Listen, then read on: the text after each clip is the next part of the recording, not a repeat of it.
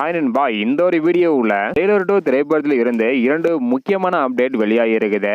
அதாவது முதலாவதாக ஜெயிலர் 2 திரைப்படத்தில் இருந்து ஒரு முக்கியமான ஹீரோ வந்து பார்த்தீங்கன்னா விலக போகிறாங்க.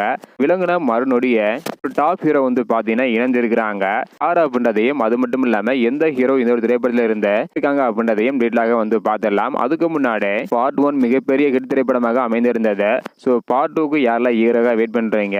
ஸோ பார்ட் எவ்வளோ கலெக்ஷன் பண்ண வாய்ப்பு இருக்குது அப்படின்றக்கான உங்களுடைய கருத்தை மறக்காம கமெண்ட் பண்ணுங்க. ஓகே அன்பா, வாங்க நினைக்கிற வீடியோக்குள்ள போகலாம். ஓகே அன்பா, முதல் அப்டேட் என்ன அப்படின்னா, ரஜினி சார் நடித்து வர ஜெயிலர் 2 திரைப்படத்தில் நடிகர் ஷாருக் கான் முக்கியமான கதாபாத்திரத்துல நடிகை இருப்பதாக ஒரு தகவல் வெளியாகி இருந்தது. இதனால ஃபேன்ஸ் எல்லாருமே ரொம்பவே ஹாப்பியாக படத்துக்கு வந்து பாத்தீங்கன்னா ஈகராக வெயிட் பண்ணிட்டு இருந்தாங்க.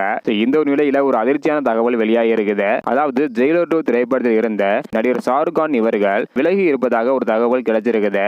பெரிய அதிர்ச்சியை வந்து பாத்தீங்கன்னா ஏற்படுத்தி இருக்குது. இரண்டாவது அப்டேட் என்ன அப்படின்னா, ஷாருக் கான் ஜெயிலர் 2 திரைப்படத்தில் இருந்து விலகிய காரணத்தினால அவருக்கு பதிலாக ரித்திக் ரோஷன் இவங்க நடிக்க இருப்பதாக ஒரு தகவல் கிடைச்சிருக்குது. ரித்திக் ரோஷன் இந்த ஒரு திரைப்படத்துல முக்கியமான கதாபாத்திரத்தில் நடிக்க இருப்பதாக சொல்லப்படுகிறது. ஜெயிலர் 2 திரைப்படத்தில் பல முன்னணி நடிகர்கள் நடிக்க இருப்பதாக தகவல் வெளியான நிலையில